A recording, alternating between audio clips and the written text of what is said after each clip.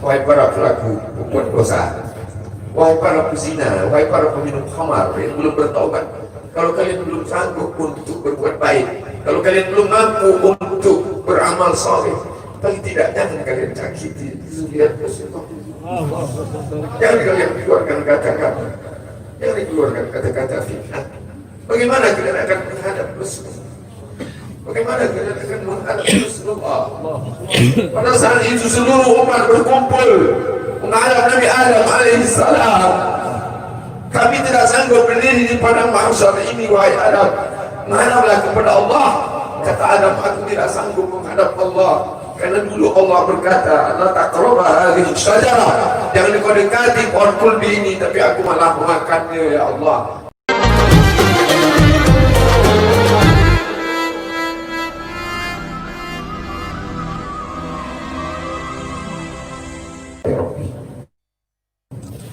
الحبائب الأفاضل العلماء الأجلاء نفعنا الله بغزير علومهم وبحسن أدبهم ولطفهم جعلنا الله وإياهم مع الحبيب المصطفى في جنته. Orang yang menyambut beliau, kalau dia masih ada ikatan dinas, maka beberapa hari ini kita lihat orang itu dihukum dari jabatannya. Orang yang mengupdate status, kalau menulis nama beliau, maka Instagramnya akan diblokir. Hanya menulis namanya saja, maka Facebooknya akan ditutup. Orang menjadi takut untuk menjenguk beliau, kecuali orang-orang yang takutnya sudah dihabiskan hanya untuk Allah. Apa dosanya? Apa salahnya? Berapa triliun negeri ini pernah dirugikannya? Nikel, uranium yang pernah dijualnya ke luar negeri. Berapa BUMN perusahaan yang pernah dijualnya aset-aset negara? Ada yang pernah dia jual? Dia hanya mengajak anak muda yang selama ini pecandu narkoba menjadi bertaubat kepada Allah. Dia hanya membangkitkan semangat anak muda yang selama ini berzina menjadi orang-orang yang takut kepada Allah. Dia hanya mengajak mereka yang memakai baju hitam, pakaian hitam, merubah menjadi pakaian putih. Mereka berusaha untuk memutihkan catatan amal baik mereka di hadapan Allah. Dia hanya menyadarkan umatnya supaya sadar bahwa politik itu penting. Angkatlah pemimpin yang adil dan amanah. Dia hanya sedang mengajak umatnya supaya jangan memilih pemimpin kafir. Salahkah perbuatannya? Tidak. Dia tinggal di negara demokrasi. Dalam dunia demokrasi, siapapun berhak untuk mengajak menyuarakan kebenaran. Dia tidak melawan sultan, dia tidak melawan ulil amri, dia tidak melawan siapapun. Dia hanya melawan ketidakadilan. Hari ini saya berangkat setelah sholat subuh menuju airport, naik pesawat. Setelah naik pesawat, naik mobil. Setelah naik mobil, jalan macet, saya mesti turun naik sepeda motor. Setelah naik sepeda motor pun juga tidak bergerak, jalan kaki. Akhirnya sampai kemana? Dalam hati saya berkata, celaka betul orang yang mengatakan kemarin katanya tidak ada yang menyambutnya. Sudah 3 hari, saya pikir 3 hari tidak ada orang lagi, saya akan datang bisa duduk berdua dengan beliau. Saya tidak datang mau ceramah, saya tidak datang mau tausiah, saya tidak datang mau tabligh akbar.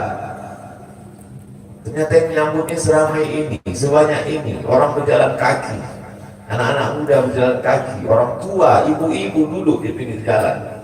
Apa yang membuat mereka datang kemari? Satu, cinta. Lagu baru ni aliha ahabu ilayya wa asfali balwaha, kata Qais.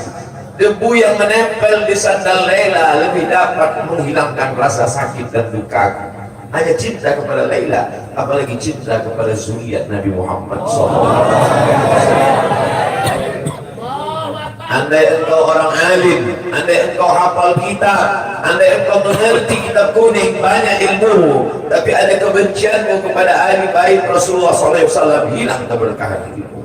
Andai engkau punya derajat seperti seorang wali, andai engkau diangkat Allah sebagai wali, maka jatuh derajat kewalianmu hanya karena kebencianmu kepada ahli bait.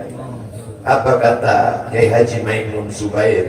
Ahli bait itu seperti Quran yang rapuh.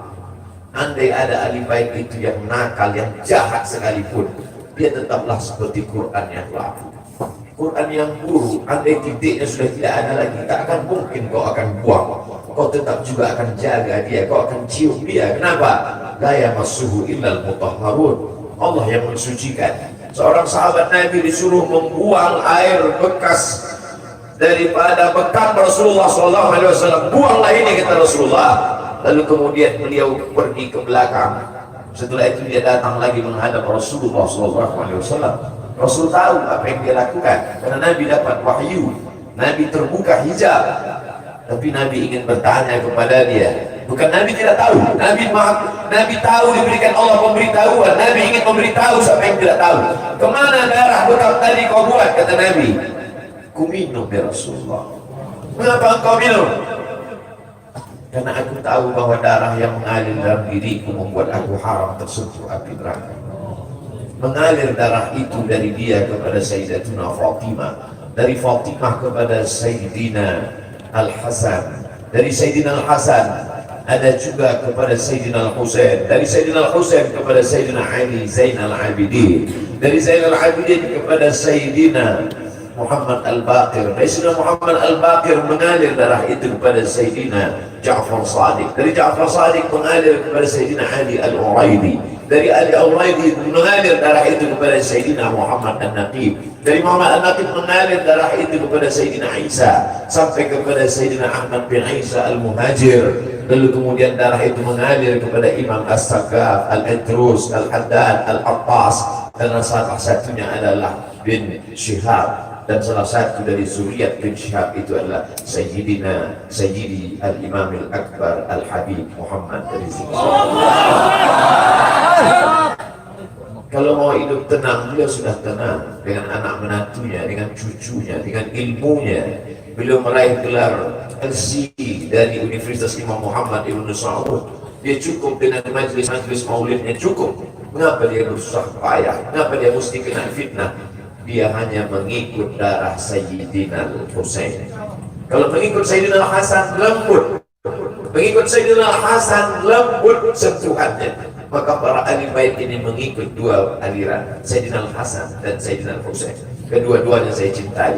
Habaib yang mengikut Sayyidina Al-Hasan, saya datang, saya cium tangan mereka, saya bersilaturahim, lembut gaya mereka. Tapi mereka semua mengajak untuk mencintai Sayyidina wa Maulana Muhammad sallallahu alaihi wasallam. Tapi ada yang seperti Sayyidina Al-Husain, menggelegar suaranya, dia hunuskan pedangnya untuk musuh-musuh Allah. Keduanya adalah sama-sama diridhai Allah. Innal Hasan wal Husain sayyida syababi ahli jannah.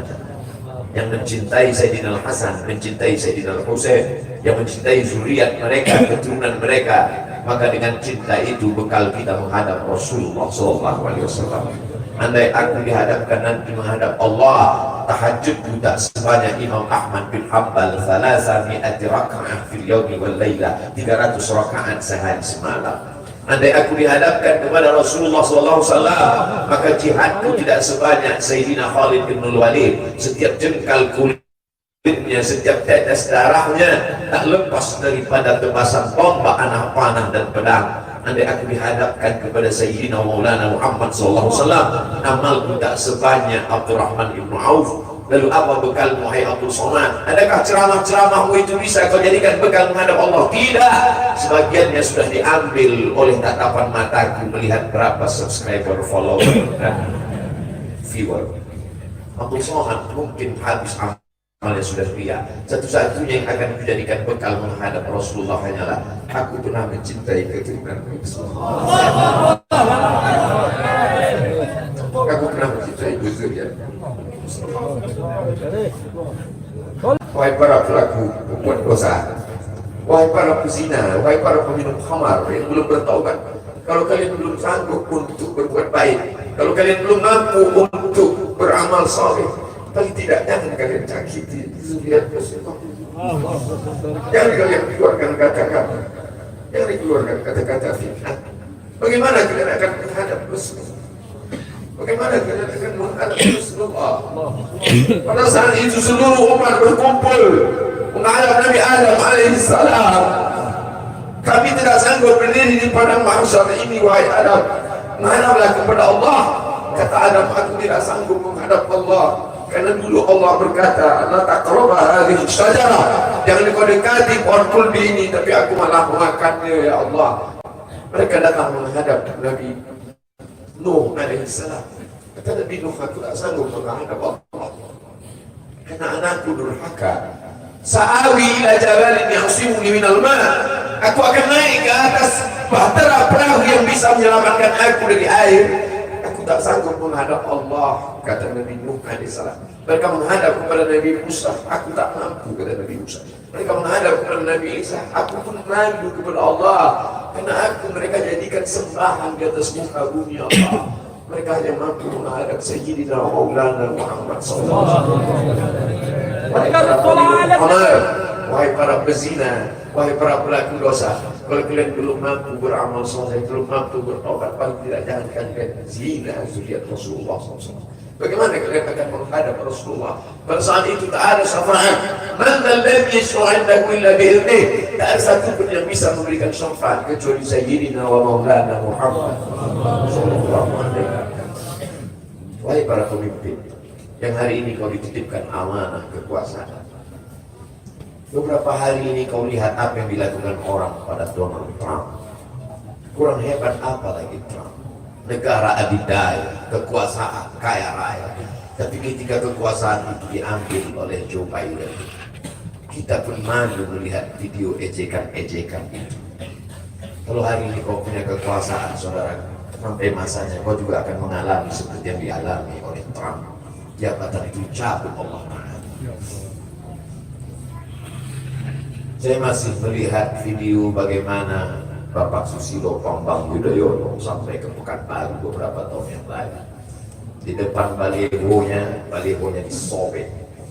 Beliau jenderal, ganteng, punya partai. Tapi setelah kekuasaan itu tak ada di tangannya, difitnah, dibully, balihonya disobek. Bagaimana agaknya ketika tiga hal itu tak ada pada diri kita. Tidak jenderal, tidak ganteng, dan tak pula punya partai. Fakta biru yang dilakukan menangkap ikan di Bukit Selasih. Demikian, terima kasih. Assalamualaikum warahmatullahi wabarakatuh.